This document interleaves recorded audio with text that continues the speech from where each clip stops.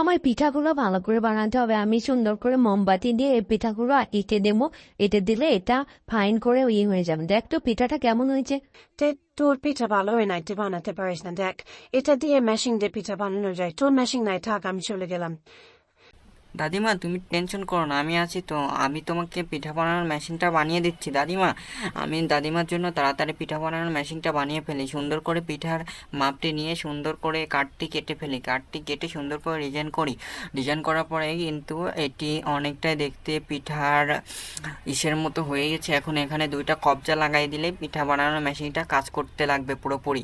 Guys, দাদিমার জন্য তাড়াতাড়ি তোমরা লাইক কমেন্ট শেয়ার করে দাও। দেখতে পারতেছো আমার কিন্তু পিঠা বানানোর মেশিনটি প্রায় কমপ্লিট হয়ে গেছে। এই তো কমপ্লিট।